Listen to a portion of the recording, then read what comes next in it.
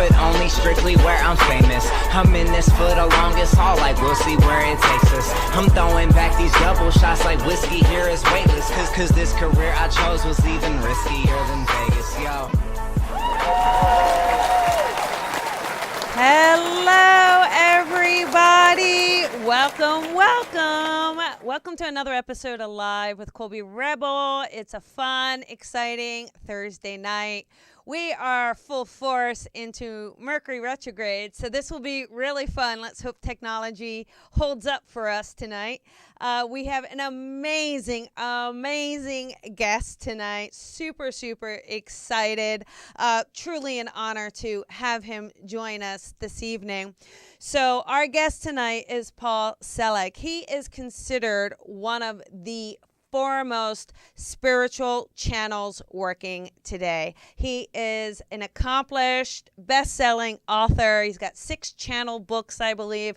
A new book is coming out. He's had a career as an educator. So this is going to be amazing. He graduated Yale, so it's going to truly amazing. He tours the world, helps teach. He's a psychic medium. This is going to be amazing, and I can't wait to dive in and learn more about him and this journey. I mean, how do you go from the esteemed college to this work, which we all know, I was a tax manager and took that leap of faith, but I am truly excited to hear about Paul's journey. So please, let's welcome Paul Selig to the show. Hi, Paul. Hi, Colby. Hi, how are you? I'm well, thank you. Good. Thank you so much for joining us tonight. I know everybody is super excited, and I'm just so curious. So you graduated from Yale, and you worked in the education system for many years. Can you just tell us, when did you discover your gift? Did you discover it while you were in school or after? It was shortly after, and it was a process, and I don't know that I perceived it as a gift when it first started. I had been raised an atheist, and when I was 25 and about a year, less than a year really, or just about a year out of graduate school, I hit a real wall, and I began praying for the first time in my life. And surprisingly, I heard something, and I followed the directions, and that was the beginning of it.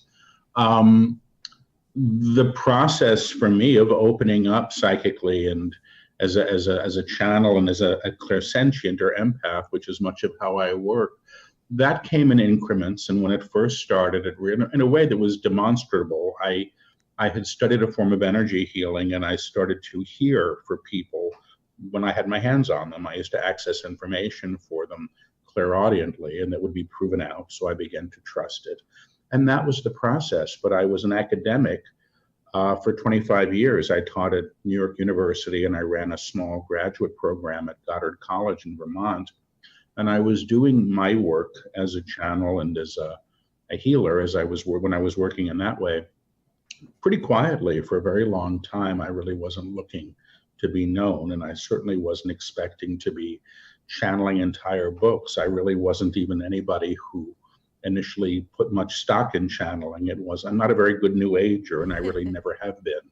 So it's been an odd process for me, but very much an ongoing one. I see sometimes people who seem to blossom overnight and have, all this stuff happening for them. And in my case, it was very much a process. I'm not a trained medium. I had to learn everything that I learned through doing it. And the process of doing it has really been my instruction, over well over 25 years now. Wow. So when you were discovering your gift and really realizing, hey, wait a second, there's something here. How did your peers perceive that? Were they receptive? Did you tell anybody? Were you in the closet?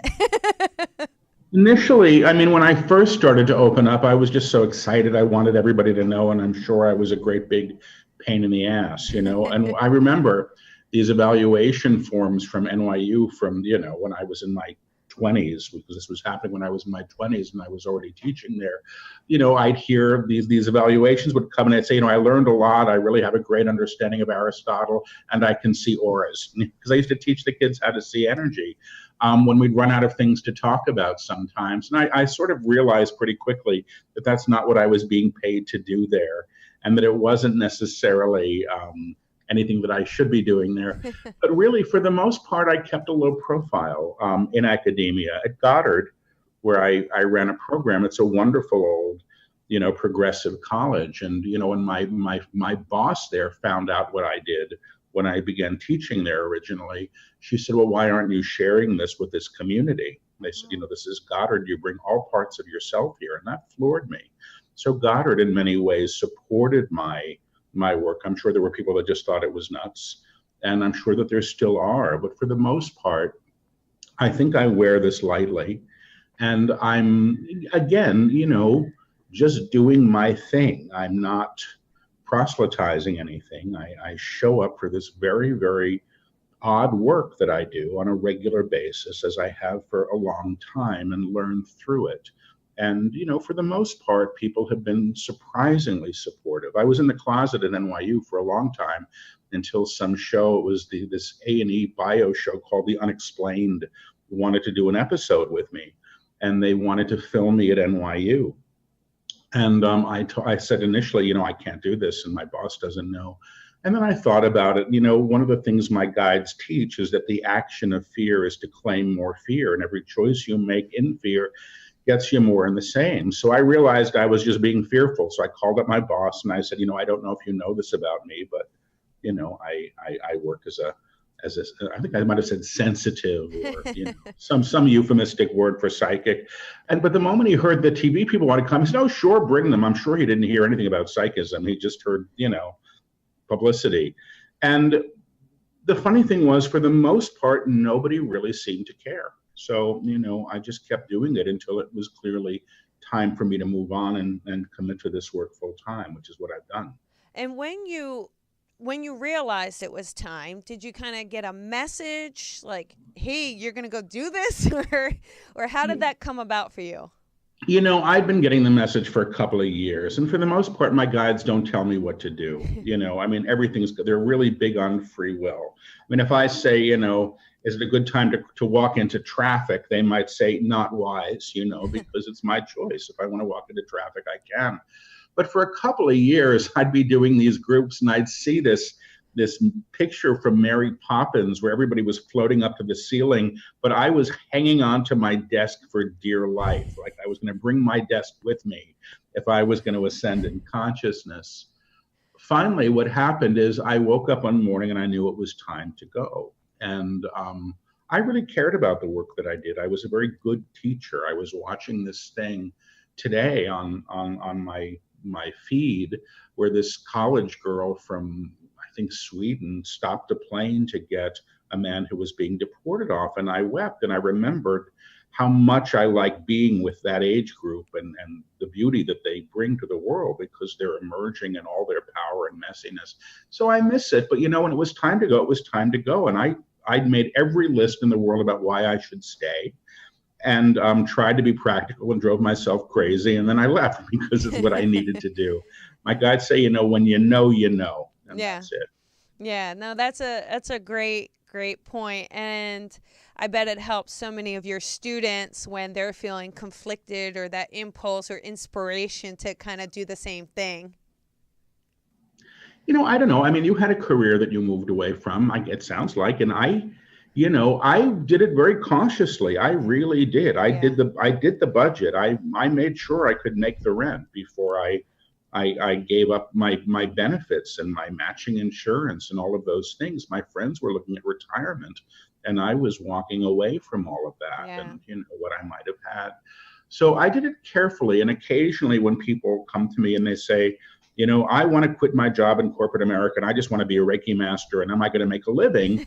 And I go, I don't know. And it takes time, and there are many, many ways to serve without being a Reiki master. There are many ways to contribute to the world. That's one of them, certainly.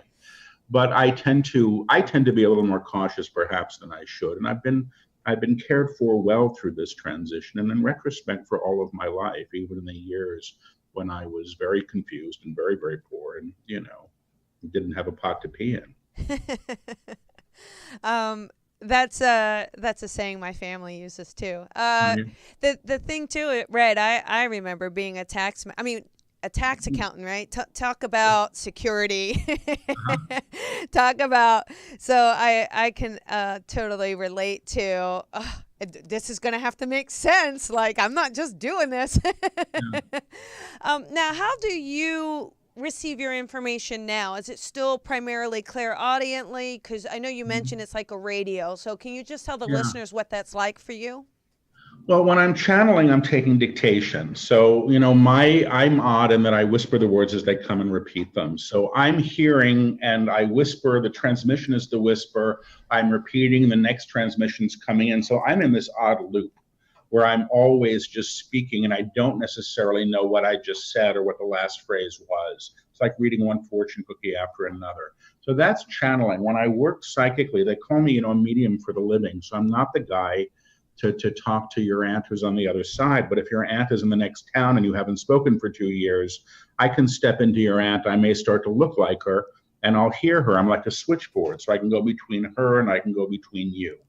And that is a little bit different. I mean, I'm still getting auditory information. My body is used when I'm channeling. There's gestures and symbols and mudras that the guides that I work with use.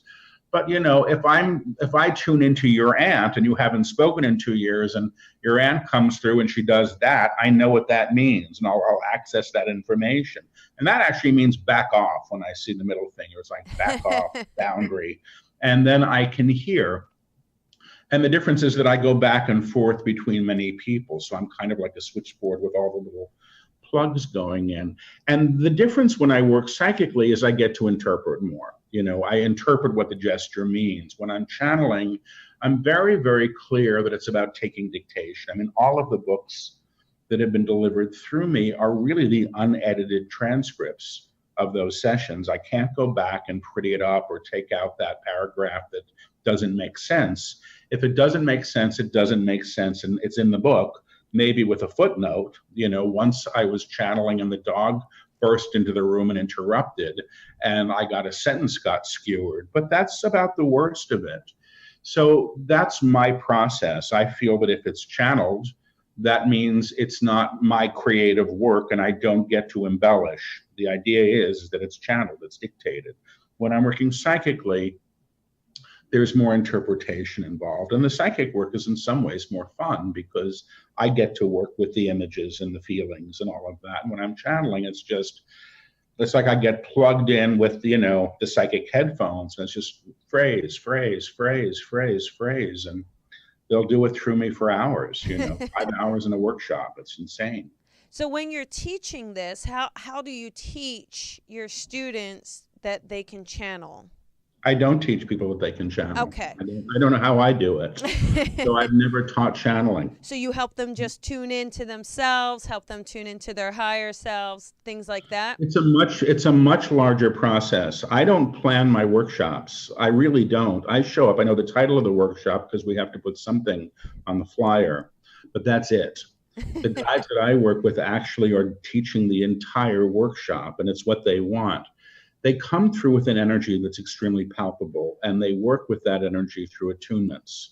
So they're attuning everybody who comes to be able to work with the energy in very direct ways. So people are learning how to access the higher frequency. Essentially, the guides, yes, are tuning up the radios that they are to play the broadcast. For some people, that may come with a kind of clairaudience, right, if that's how they're developed. But for other people, not. There are students that show up in my workshops that have never seen anything clairvoyantly, and by the end of the weekend, they're saying, "Oh my God, I'm seeing, blank, blank, blank," and they are, and they're just opening up and beginning to operate at that what my guides call octave.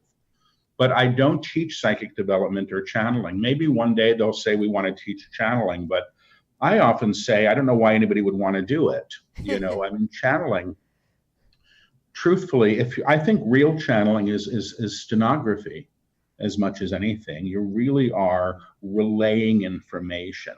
And I don't know anybody who channel, and this just may be me and my small circle of friends, but I don't know people who do what I do who can channel terribly well for themselves. I can't unless somebody feeds me questions and about myself, and then I can get information. But it's just like psychics that have a hard time reading for themselves. I trade with friends all the time. Yeah. So it's just one of the things that we do. So I don't know if that answered your question, but the guides are the teachers of the workshops. And the workshops are really about embodiment. They're really about embodying the divine self in a way that's extraordinarily physical and palpable, and hopefully supports great change. Oh, that's really incredible. But with the channeling, do you get tired? Do you ever get tired? Yeah. I do. And I'm not sure about this. I mean, I'm channeling a book right now that they're doing in workshops. The last book was delivered entirely in front of students and audiences over a period of months, and they're doing it again.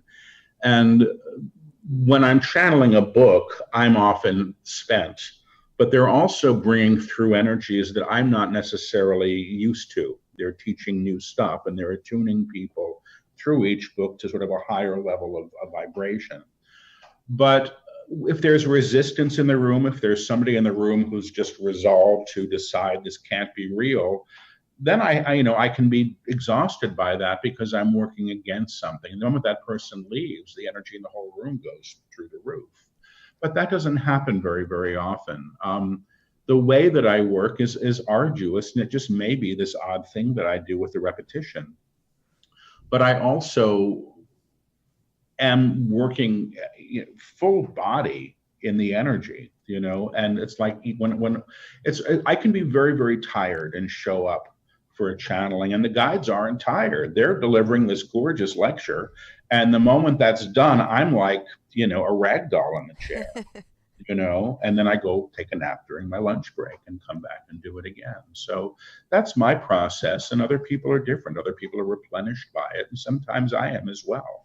I wouldn't do it if I wasn't enjoying it. The tax on my system, I think, probably has something to do with my system and how I care and don't care for myself physically. So I think that's, I'm party to this as well. So the Master Trilogy, that's the 3-part series, right? And you have the Book of Mastery, the Book of Truth, and the new one, the Book of Freedom. So you channel these, so you just put it out. Do you even remotely remember anything when you write it, or is it just gone? Well, there's no writing involved at all. There's speaking. So the books are spoken, and then there's a wonderful person who's been transcribing these books. I did them all, I think, up through the Book of Mastery. There's 3 that preceded that trilogy. And I used to do the transcriptions, and I was so sick of hearing my own voice. I never wanted to see the books again. And now I actually read them some because somebody else is, and I want to see if they make sense. I don't know if the lectures made any sense until I see it typed up because I'm hearing it in phrases. So, it's an odd process. The Book of Freedom is coming out in November, and they've already started a whole other trilogy, and I haven't even caught up with integrating the teachings from the last book. But, the guides show up. I show up, they show up, and then the work seems to happen, or so far it has. And I guess I should be grateful for that because, otherwise I'd be sitting in a chair talking to myself. They might pad the room if that happens, right? It could happen that way, I know. Yeah. So when you have this opportunity to channel and then to speak it, do you see the change that it creates for the listeners, for the students? We're in this field of frequency that's palpable. There are physical things that happen, when I channel, and there's certain things, certain times when I work and they really step into me fully. My eyes go bright ice blue. I have, if you can see them, dark hazel eyes, the phenomena that's accompanied this work from the beginning has been interesting, and it's part of the reason that I did it so long. I had a group that met in my apartment for about 18 years, on and off, mostly on. I had a little basket that I'd put out. People would put $10 or $20 in, And I'd put up the folding chairs, I'd channel, and that was it. But I did it not because I wanted to be a channel or to channel books. I did it because I wanted to be in the energy that was coming through. Because I kept thinking, I don't know, who the hell am I to be channeling? What is this stuff? The information to me was somewhat, I was dismissing it for a long period of time. I wasn't interested in the information coming through. I was really interested in the energy, because you couldn't fake the energy. And there was a time in about 2008 when they began to lecture through me, and that's when everything changed. I'd been a smoker before then. When I quit smoking, my whole system opened up, and they began to work through me in an entirely different way. And the moment I became willing to record and transcribe the sessions is when they said, we have a book to write. So the moment I was willing and able, it's been like riding a racehorse ever since. They really haven't stopped. Yeah, they definitely seem to keep you busy. So when we talk about your guides, do you have your specific guides that always work with you, or do you have guides that step in? What is that process for you? I see one of them on occasion in meditation. And if I meditated every day, I probably see a bunch of them. And, it's my laziness. But it's a collective, and it feels the same, and the cadence of the sentence is the same, and the word choices are the same. So I'm very comfortable with what I hear because I've become familiar with it. And when something comes that's not from my guides, I'm very aware of that too because of the difference. When I'm working psychically and I'm hearing other people and I'm getting information for them, I may be getting information from off the side. When my guides come in, they're really clear because, you see, my guides are teachers. So they're not personal spirit guides that are there to help you figure out, whether to marry this one or that one. They'll go to you and really support you in what you need to know and how you need to know it for yourself to choose in a high way and not be operating in fear. So I understand them as a collective. They use the we. I feel the energy when I work. Occasionally, I'm just surrounded by it. It's like I'm floating off in a cloud, and this is happening, and I'm aware of the speaking, and I hear the sound of the words, and I know the words, but I'm not really tracking terribly much because I'm enjoying being in the energy. But, it depends on how far receded I am. I used to say, and it really is still my process, that when I work with a prayer protection before I start. I've done it from the beginning, and I just like doing it. It's not because I'm scared of anything. It just sets a field that I prefer. And I imagine myself sitting at the wheel of a car, even though I'm one of those rare people that never learned to drive, but I sit behind the wheel of a car, and then I climb into the back seat and turn the wheel over to the guide. And then I'm in the back seat sort of half listening. Sometimes that's like I'm reading a magazine. If I don't trust what's coming through or the transmission's feeling shaky, I'm backseat driving, and then that's a problem. And I've been known to interrupt the channelings. And then the guys will say, Paul is asking, Paul is interrupting, and I am. If they're saying something that's just, I can't wrap, it just feels too far out, they're going to need to unpack it for me in some way.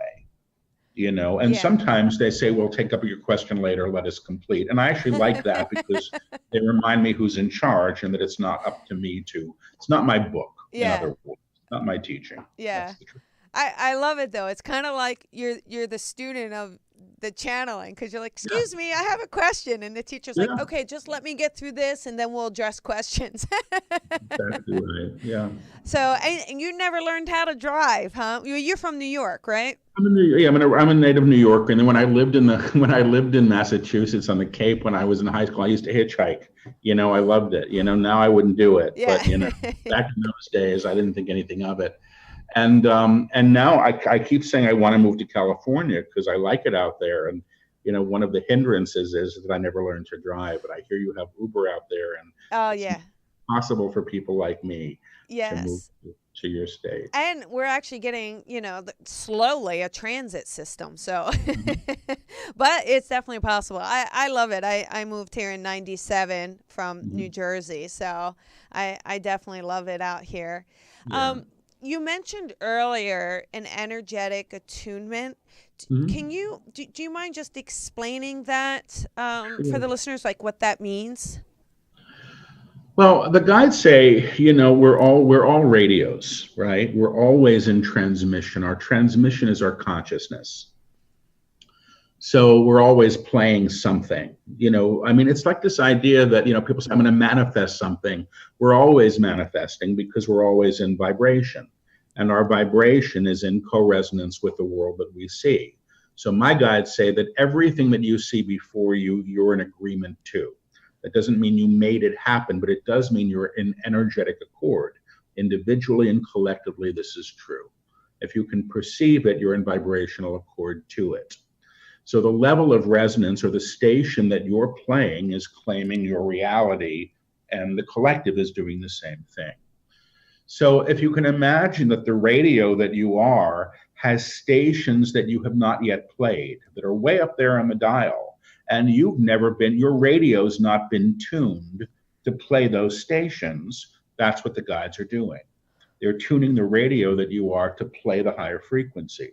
They do this through language that they say is encoded.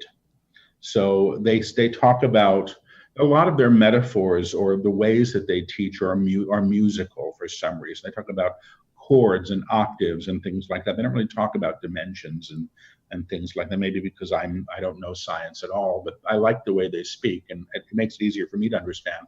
So the idea being that if you speak these, they call them claims of truth. They say what is true is always true. You're essentially attuning the radio that you are to play these things. And in the workshops, we do them. And everybody gets it. It's very rare, actually. I have people that have never felt. I did a workshop in a theater in Chicago a few months ago. It's probably 150 people there or something. Most of them didn't know who I was. They were just there for the medium guy who was showing up. And the guides attuned the entire audience, and they all got it. People could feel the energy. And I think that's very exciting. See, I'm not a guru. I'm not a spiritual teacher. I have no interest in being either of those things at all. Somebody else can want it, they can run with it. I'm happy to show up for this. But I also think it's very important for people to have their own experience of this. So if the guides that I work with are coming through and they're attuning people to the energy, and you can feel the energy, then you have your own authority over that experience. It's not anybody waving a crystal over your head and saying, oh, you're done. Yeah. Maybe you are, but I want to feel it. When I was 25, I had a bit of an experience that helped me open up, and I asked to be woken up one night, and something happened. But it was an experience of energy moving through my body. And people said later it sounded like a spontaneous Kundalini awakening. I just may have been hyperventilating. I don't know what it was. But for me, it was important to feel something, to know something in my body, in my bones, in my experience. And that changed me. So my sense is that when people have these experiences with this energy that comes through the guides, they are changed. Now, the books are the energetic attunements. So the guides say the books are encoded. They say there are two books. There are the words on the page, and there's the real book, which is the energy that informs it. And it's interesting. They said this from the very beginning. And they said, you're going to feel it. And when the reviews for the first book started coming out on Amazon, and, nobody knew who I was. And I was amazed anybody found the books at all. There was no real publicity. There was no publicity at all. People started, writing these reviews saying, I'm reading the book and my body's vibrating. I'm reading the book and I'm seeing auras. And that's been the case with all of them so far. And it seems to be why they built something of a following, as people are having these very personal experiences with the energy and with the guides that teach. Wow. Do you ever feel like pressure? Is there ever a situation where you're saying, oh my goodness, like I am just not in the mood to channel today? Yeah, most days, I had to do a live stream. I do a live stream every Wednesday night. And last night I was complaining. My assistant comes over and runs the tech. And then we had a fight about politics 10 minutes before and I can't have a fight about politics and then channel, because my guys said, none of you are right. That was their own take. I said, what do you think about that? We just have said none of you are right. And it was a healthy debate that we were having. But, I show up anyway. I really have always shown up for this anyway. It's not about convenience. Yeah. The teaching that comes through isn't about convenience. I was a good college teacher because I liked to teach, and I showed up when I didn't feel like it, and that's been my practice with this.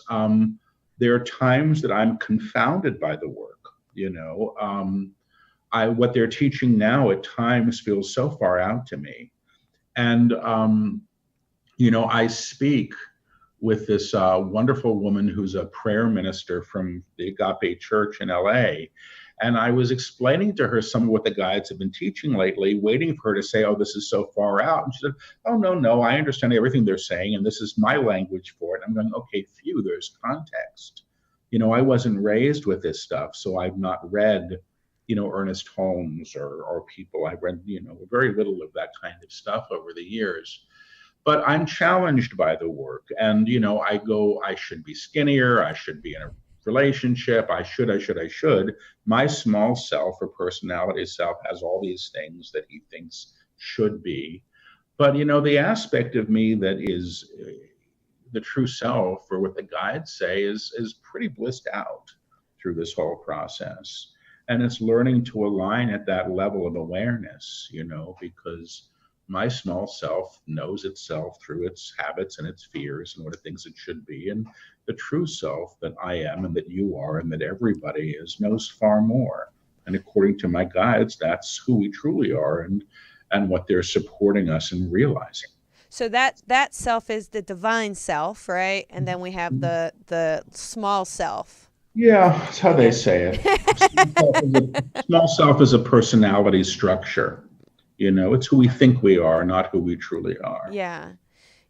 And what about the fear? You talked about it earlier, your own fear, getting out of the way. I know you try to, help others.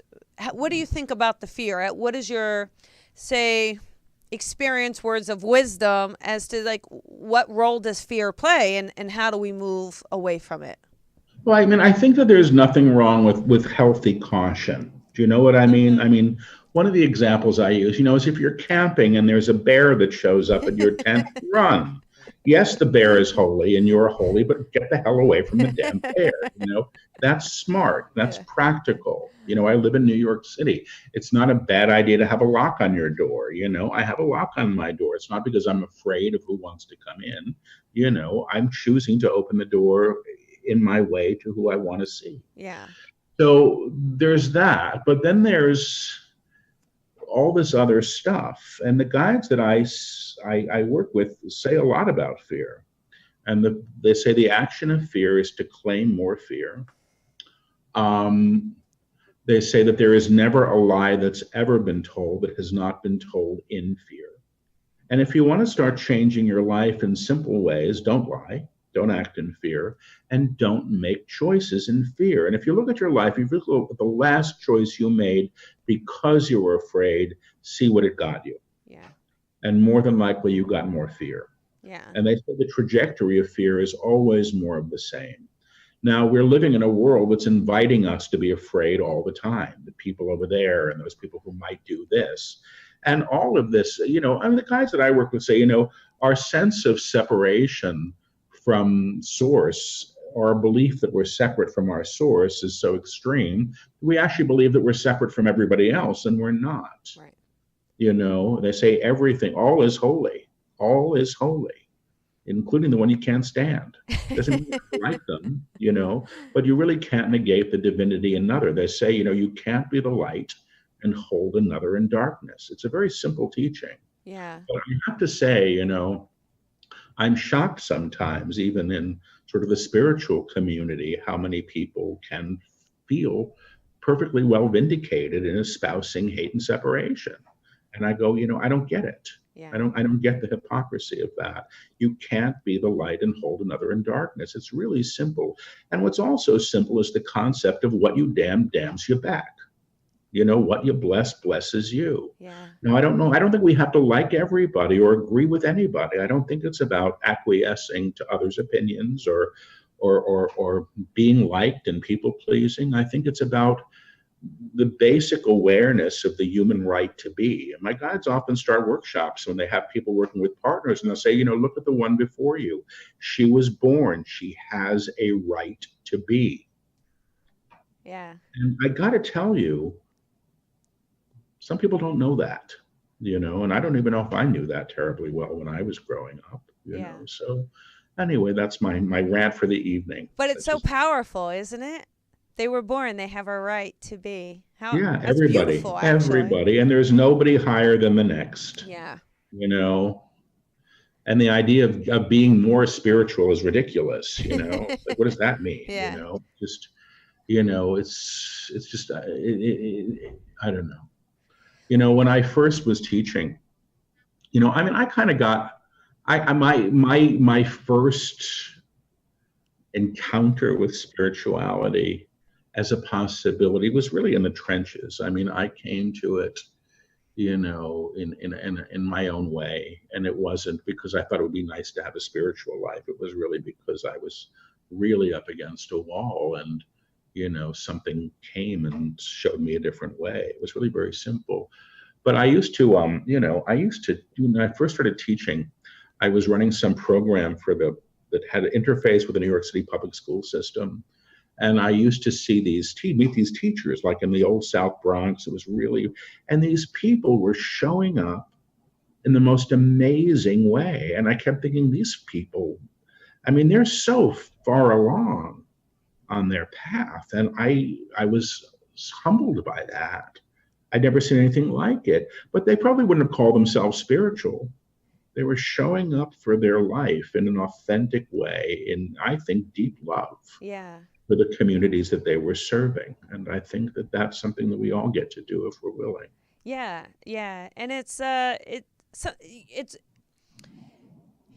hard sometimes in a way, like, because you want to give and you want to help, but it's sometimes, LA, it just can be like, to kind of share that love and get people to connect and come together, and it works. I mean, as you mentioned, the agape, I mean, how beautiful is that place where you can feel that energy, you can feel the love, and that's what they teach and share there.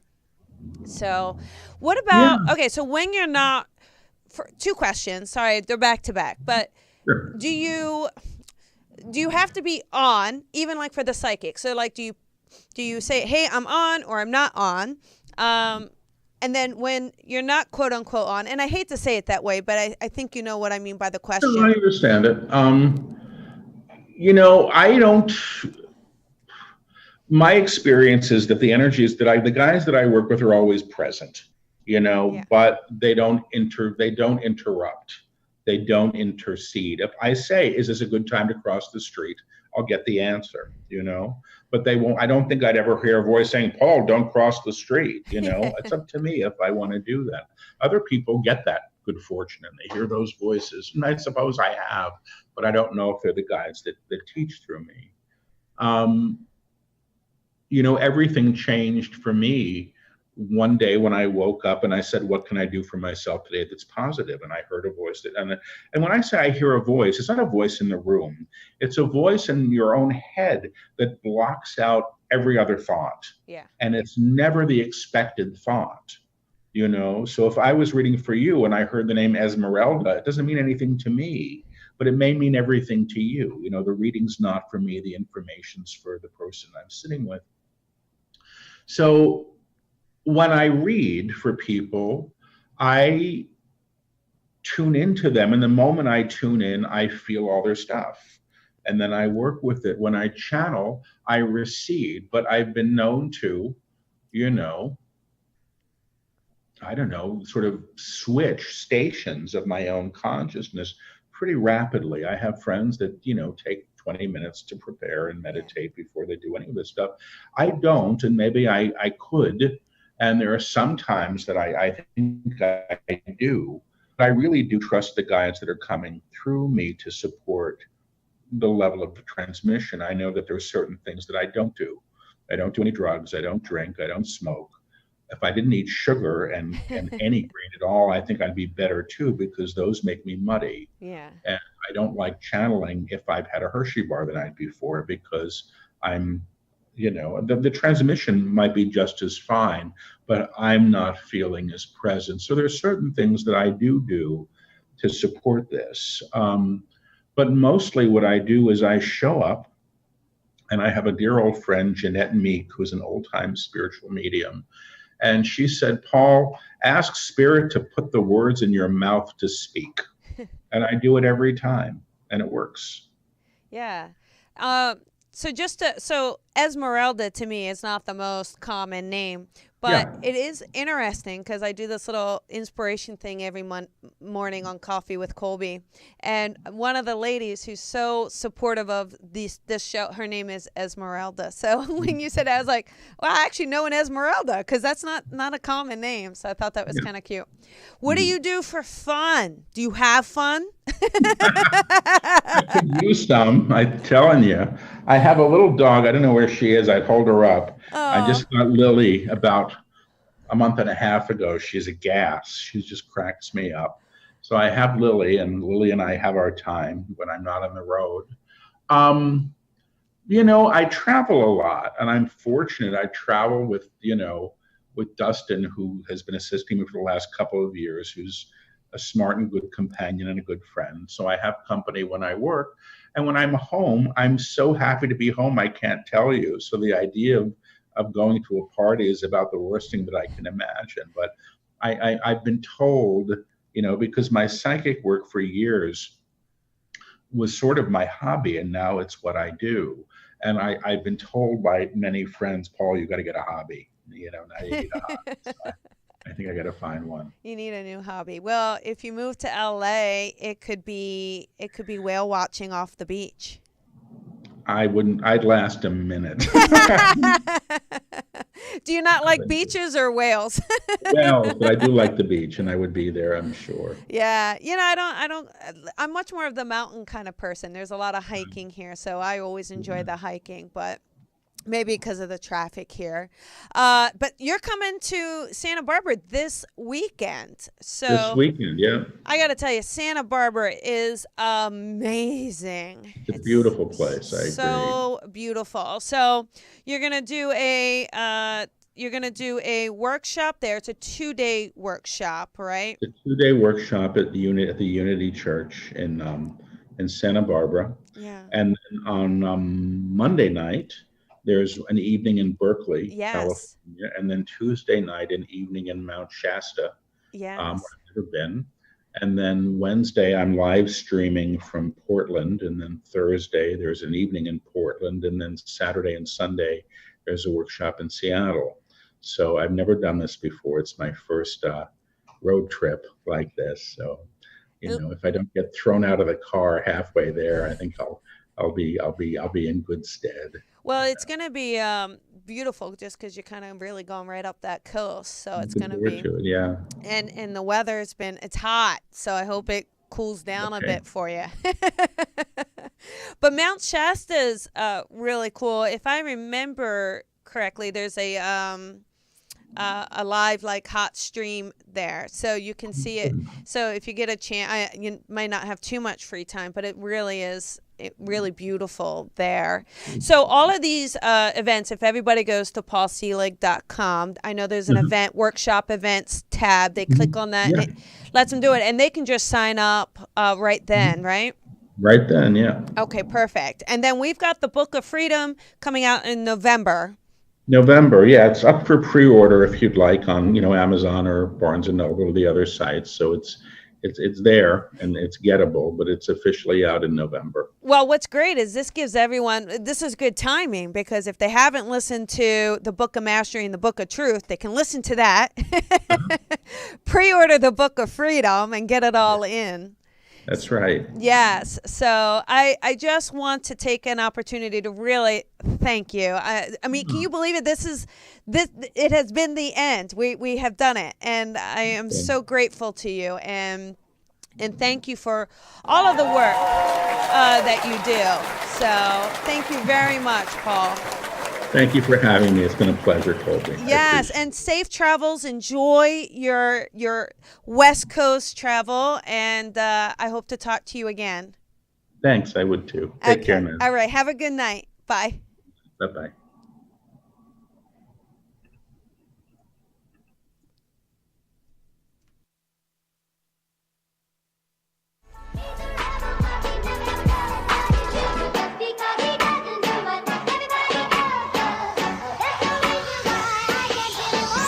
Sometimes I feel like a star, but only strictly where I'm famous. I'm in this for the longest haul, like we'll see where it takes us. I'm throwing back these double shots like whiskey here is weightless. Cause this career I chose was even riskier than Vegas, yo.